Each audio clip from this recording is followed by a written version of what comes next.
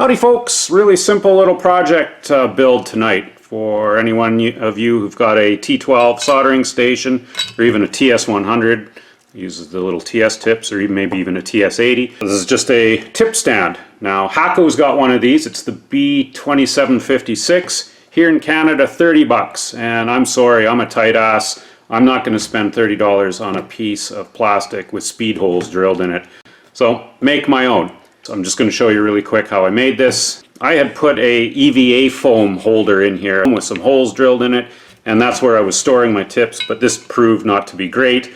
I had to have the iron angle quite steep so the tip on it didn't hit the tips in the storage area here, and just they're too tight to get to, you know, trying to get the little silicone pad in there to do a change on the fly.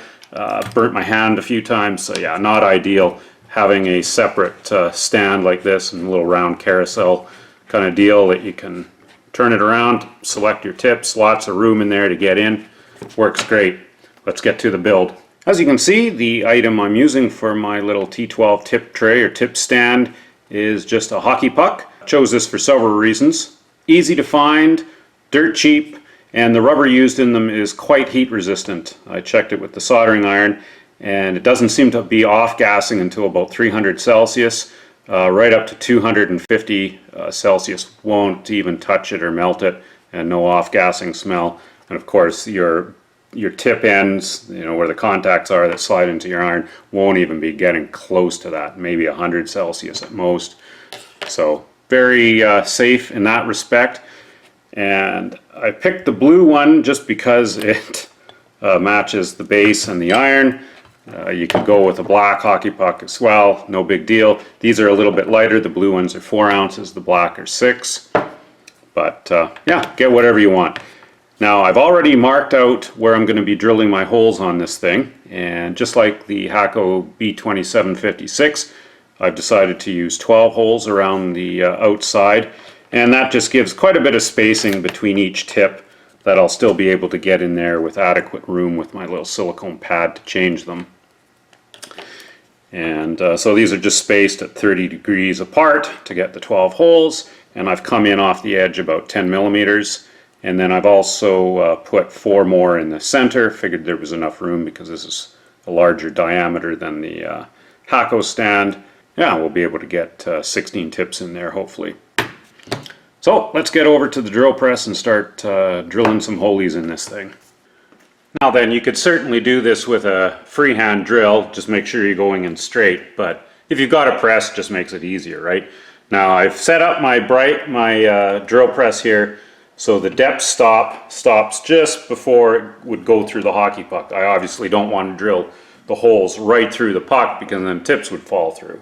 So I've just got it stopping, about 2 or 3 millimeters before the bottom. As far as tip size goes, I'm using a 1/4 inch bit to start with. Now yeah, that's quite a bit bigger than the diameter of these bases, but you got to realize when you're drilling into a rubber, the hole is actually going to be smaller than the drill bit size when you're done.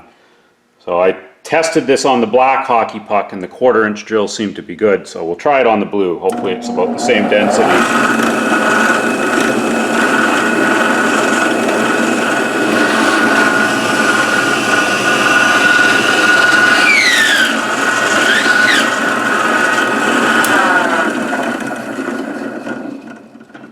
Just try the tip. Perfect. So we'll just drill the rest of these out.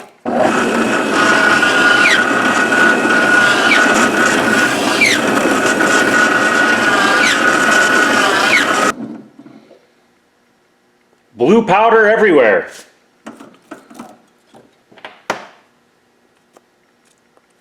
Geez, that works quite well.